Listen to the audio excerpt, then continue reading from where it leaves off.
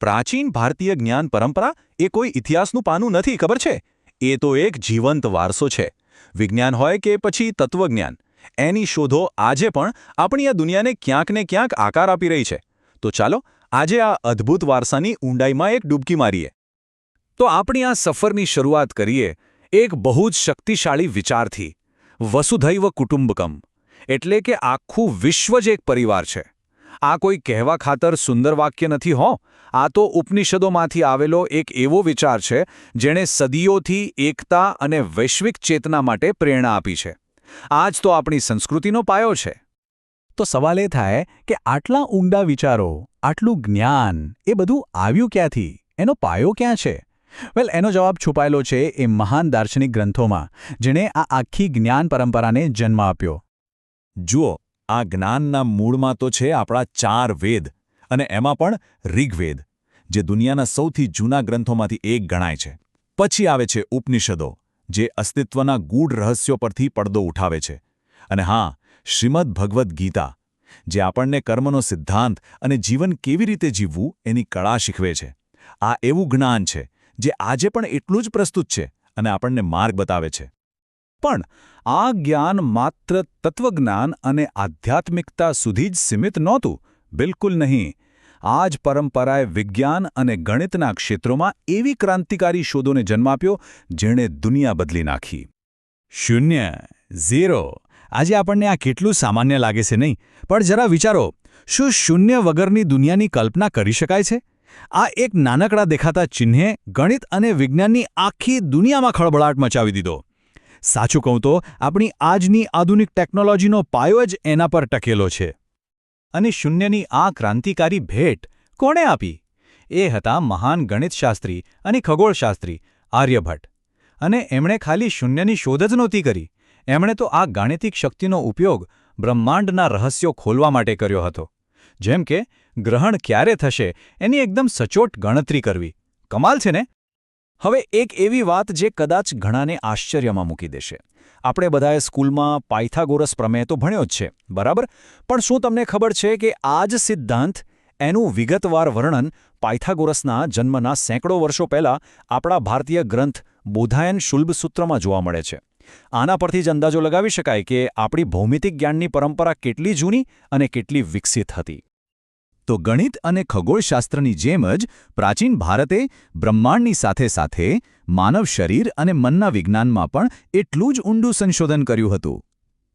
ચાલો હવે વાત કરીએ એ સ્વાસ્થ્ય પ્રણાલીની જે આજે આખી દુનિયામાં ફેમસ થઈ રહી છે.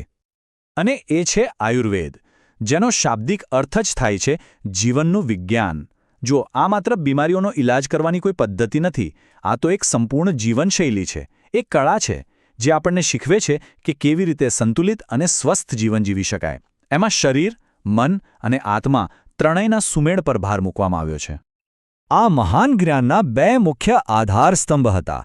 એક હતા મહર્ષિ ચરક, જેમણે ચરક સંહિતામાં દવાઓ અને આંતરિક ચિકિત્સાનું જ્ઞાન આપ્યું.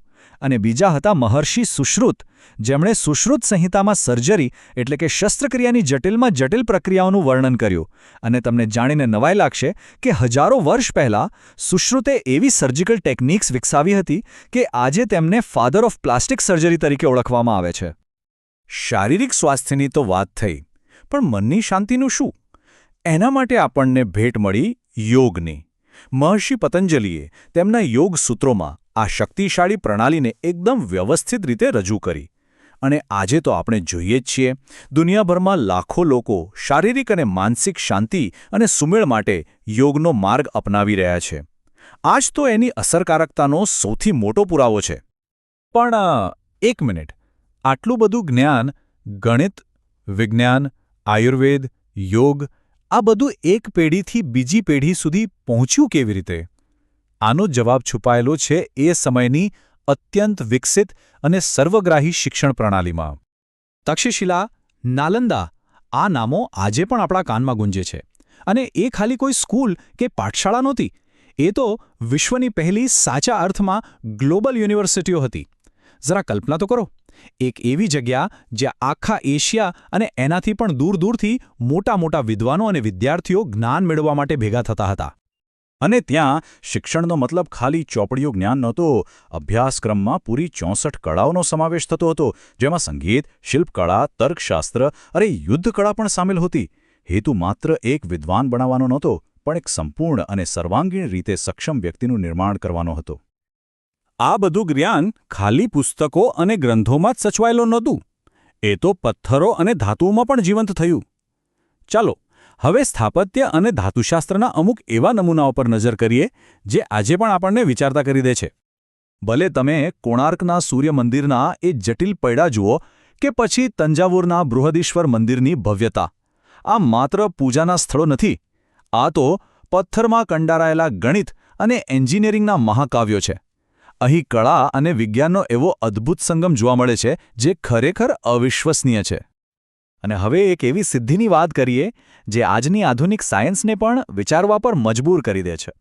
આ છે દિલ્હીનો લોહસ્તંભ. 1600 કરતાં પણ વધારે વર્ષોથી વરસાદ, તડકો, શિયાળો બધું જ સહન કર્યું છે, પણ આ સ્તંભ પર આજે પણ કાટનું એક નાનું ટપકું પણ નથી. તો સવાલ એ જ છે કે આ કેવી રીતે શક્ય છે? આટલા વર્ષો પહેલાં ધાતુશાસ્ત્રમાં આવી માસ્ટરી કેવી રીતે મેળવી હશે? ના, આ કોઈ જાદુ નથી. આનો જવાબ જાદુમાં નહીં, પણ અત્યંત વિકસિત વિજ્ઞાનમાં રહેલો છે. આ સ્તંભ પ્રાચીન ભારતના ધાતુશાસ્ત્રીઓની અજોડ કુશળતાનો એક જીવતો જાગતો પુરાવો છે. એક એવી ટેકનોલોજી જેણે સમયને પણ માત આપી દીધી.